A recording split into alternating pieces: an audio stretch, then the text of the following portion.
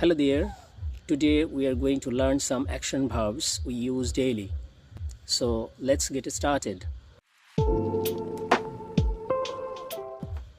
আমাদের প্রথম action verb যেটা আমরা প্রথমেই ব্যবহার করব সেটা হচ্ছে ওয়েক। ওয়েক অর্থাৎ জাগা। ওয়েক অর্থাৎ জাগা। যেমন আমি সকালে ঘুম থেকে উঠি বা জেগে উঠি, তাহলে I wake up in the morning. I wake up in the morning. আমাদের পরবর্তী শব্দ হচ্ছে ওয়াশ। ওয়াশ অর্থাৎ ধোয়া। যেমন আমি আমার মুখ ধুই, I wash my face. I wash my face. আমাদের পরবর্তী অ্যাকশন ভার্ব হবে ক্লিন। ক্লিন অর্থাৎ পরিষ্কার করা। আমি আমার দাঁত পরিষ্কার করি, I clean my teeth. I clean my teeth. আমাদের পরবর্তী শব্দ হবে রিড। রিড অর্থাৎ পড়া। আমি সকালে পড়ি, I read in the morning.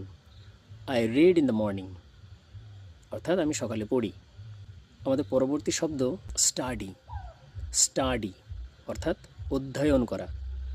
Read R study হয়তো দুটোই পড়া বোঝায়, কিন্তু দুটোর ভিতরে পার্থক্য আছে।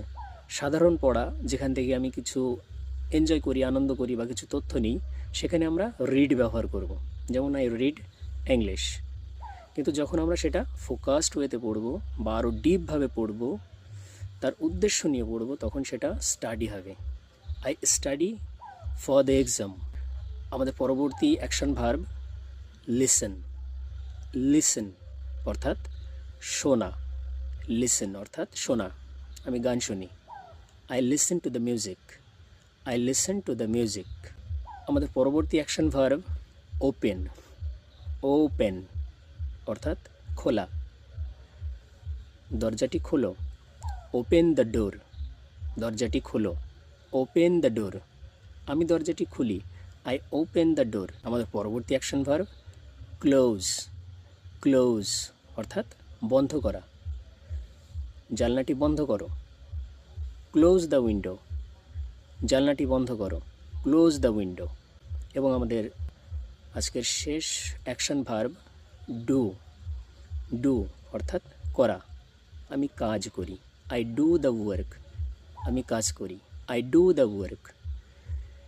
এই যে 10টি আমরা অ্যাকশন ভার্ব শিখলাম, এগুলো মোটামুটি আমরা রেগুলারই ইউজ করি, প্রত্যেক দিনই ব্যবহার করি।